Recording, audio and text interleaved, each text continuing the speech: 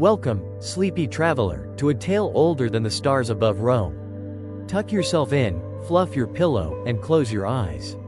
Tonight, we drift gently through the calm waves of a story once carved into history, the Aeneid, the drowsiest epic of ancient times. Let us begin. Long ago, when cities fell and dreams of empires were only sparks in the night. Once upon a not-so-restful evening, the great city of Troy lay in ruins, snoozing under clouds of smoke and dreams of what once was. From the glowing embers of this sleepy city, a hero tiptoed out, not in a rush, oh no, but in a thoughtful, sigh-filled stroll. His name was Aeneas. He was a man of quiet courage and legendary yawns. With his aging father, Anchises, slung gently over his shoulder and his little son holding his hand, Aeneas tiptoed away from the chaos, whispering lullabies to the stars above. "Come, family," he murmured, "we seek a land promised in our dreams. A peaceful place where destiny awaits, but not too fast, we'll get there, eventually." And so, Aeneas and his sleepy band of Trojans set sail. The sea, too, was feeling rather drowsy, rocking their ship gently like a cradle in the moonlight. Waves whispered tales of prophecy. Dolphins hummed lullabies. Seagulls gave up squawking and just floated along for the ride. Every island they visited seemed to be either cursed, full of monsters, or both, but Aeneas, ever patient and yawning just a bit, kept moving forward, guided by the soft glow of destiny and maybe a few nap breaks. Eventually, they arrived at a golden, shimmering place, Carthage, ruled by the kind and beautiful Queen Dido. Dido welcomed Aeneas with open arms, warm blankets, and perhaps the fluffiest pillows in the Mediterranean. Their time together was full of sighs, wine, poetry, and long naps under vine-covered pergolas. But alas, even love must rest. One dreamy night, the gods whispered into Aeneas' ear, "Psst, you must go. Rome won't build itself, you know."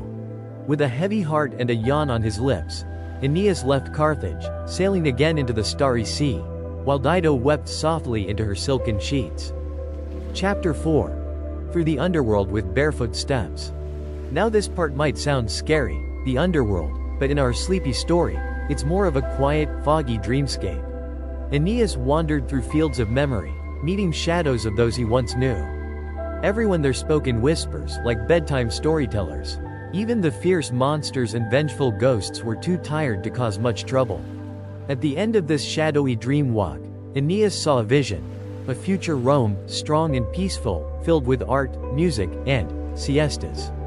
He smiled. That was enough to carry him forward. Chapter 5. The sleepy wars of Italy sort of. Finally, our weary hero reached the shores of Italy. But oh no, not everyone was ready for a peaceful dream. A warrior named Turnus had other plans. There were skirmishes, sure, but more like sleepy standoffs. Shields clinked gently. Spears were thrown half-heartedly. Horses took breaks for snacks. Eventually, Aeneas and Turnus met face to face. The air was still, as if the whole land held its breath.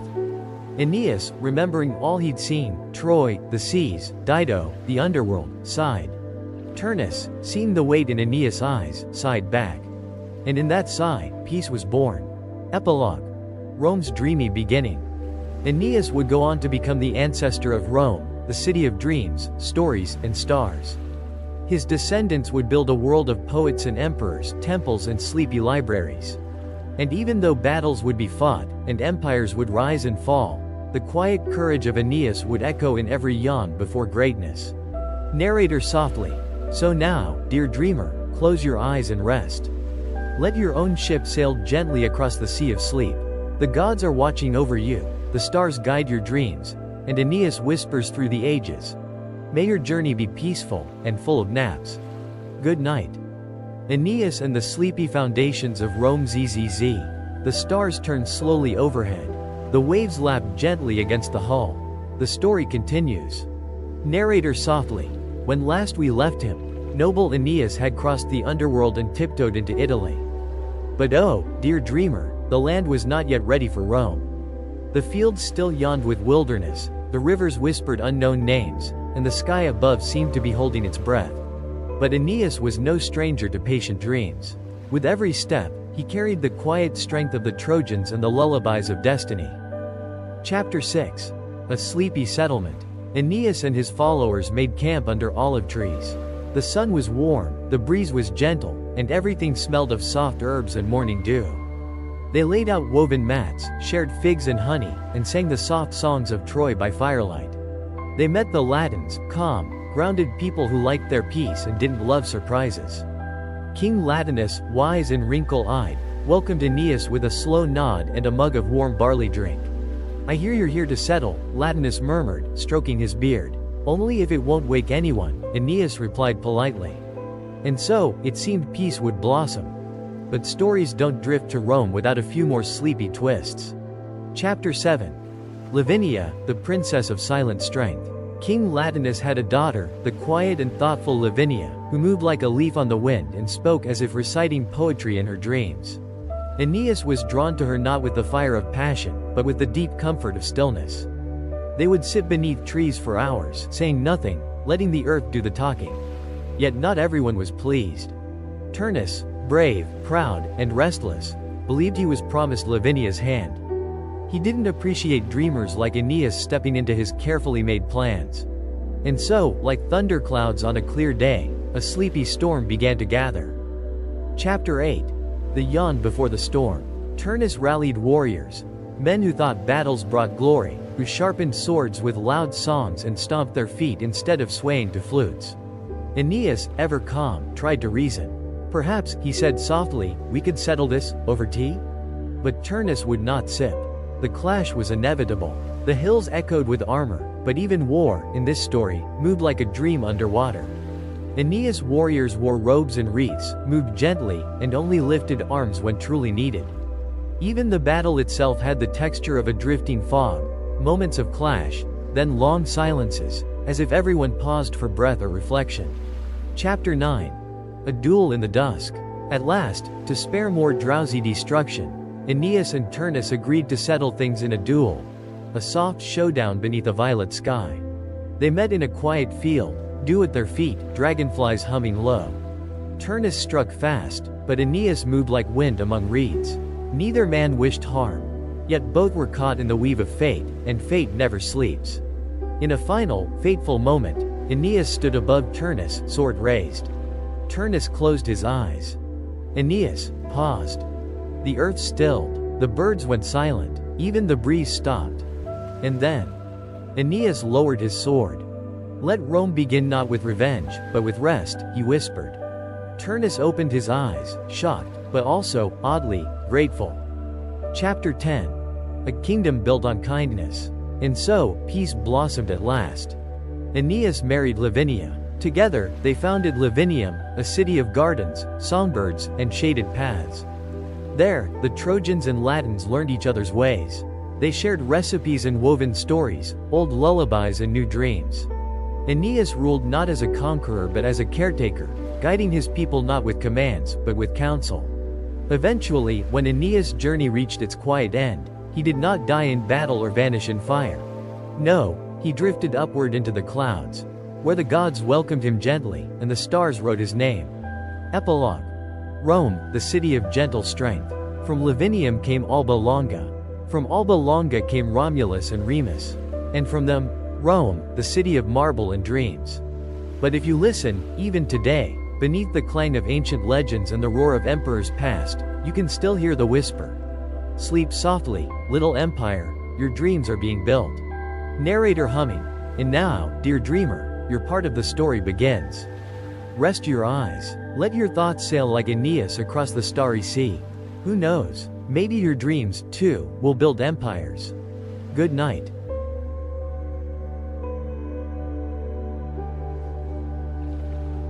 Crescent Moon, the Sleepy History of the Aeneid, Part 3. Romulus, Remus, and the Cradle of Rome. Wolf ZZZ. The wind hums low through ancient hills. The moon glows soft above the river Tiber. Another story begins. Narrator soft as a lullaby. When Aeneas faded into the stars, his story didn't end, oh no, it merely curled up like a kitten beside the fire of time. His descendants grew wise and patient, just like him, and from their gentle line came a tale even sleepier. A story of brothers, wolves, and a city swaddled in fate. Chapter 11. The Dream in a Basket. Far away, near the winding river Tiber, a peaceful king ruled the land of Alba Longa. But peace, like a dream, is easily disturbed.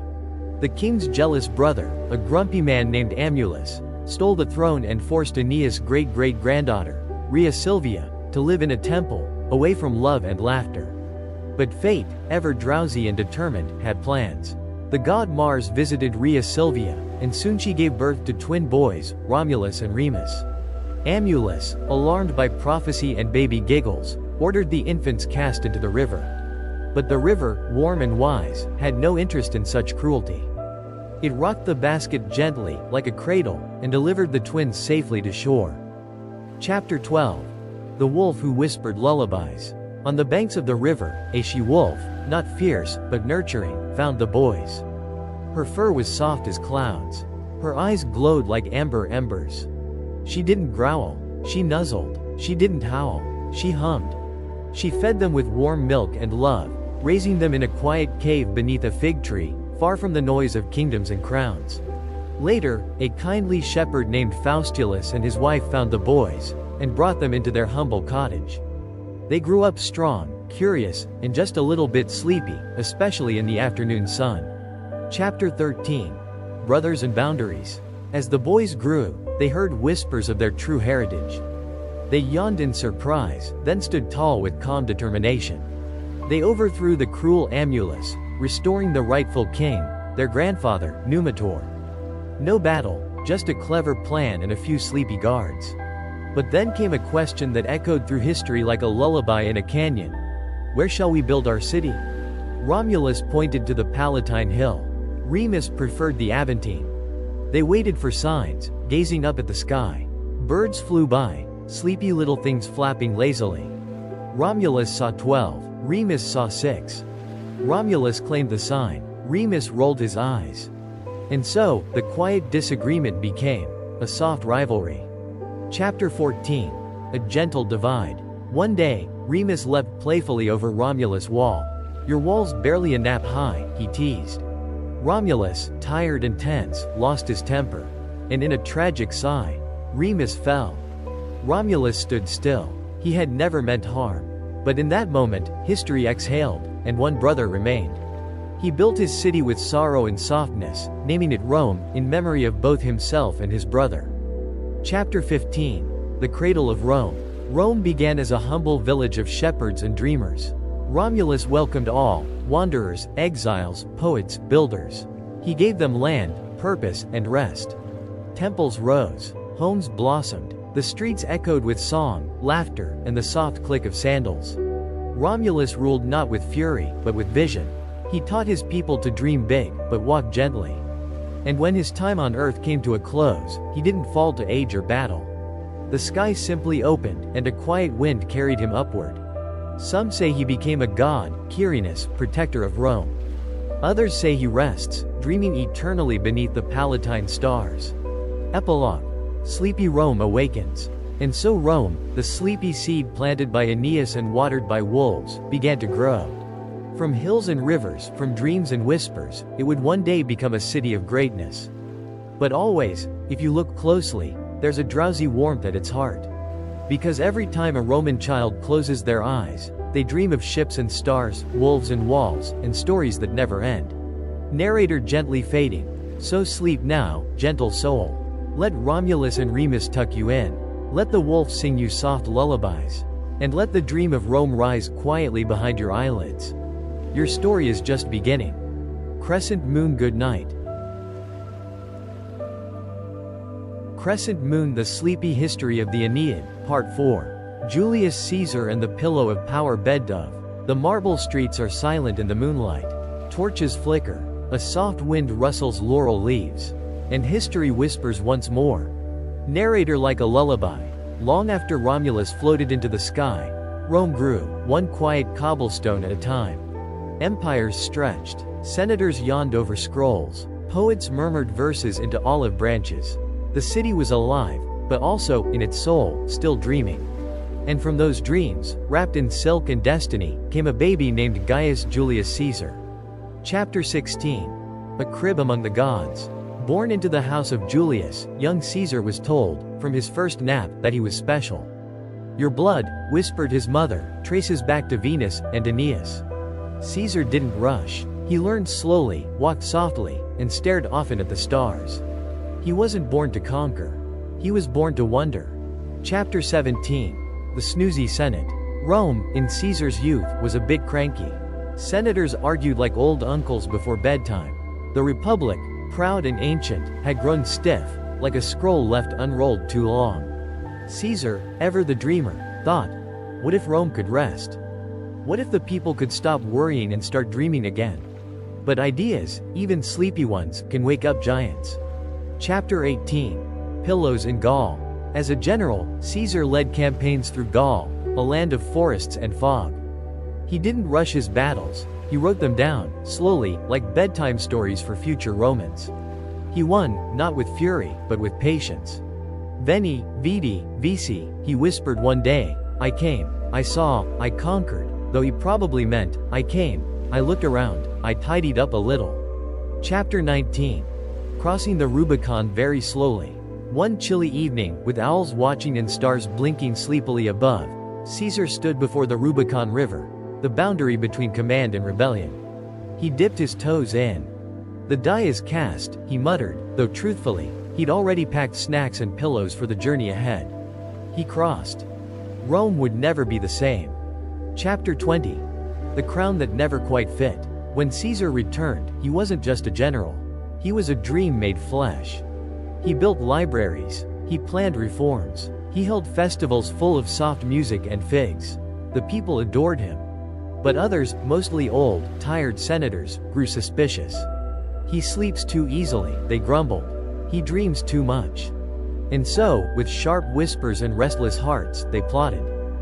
Chapter 21. The Ides of March. It was spring. The air was sweet. Caesar walked slowly through the forum, wrapped in his robe, lost in thought. He greeted the Senate as he always did, warmly, like a man entering a cozy room. But in the hush of that chamber, sharp things stirred. A whisper, a flash. Et tu, brute? And Caesar, dreamer to the end, sighed, not from pain, but from sadness. He had tried to make the world gentler. Chapter 22. The Sleep of Caesars.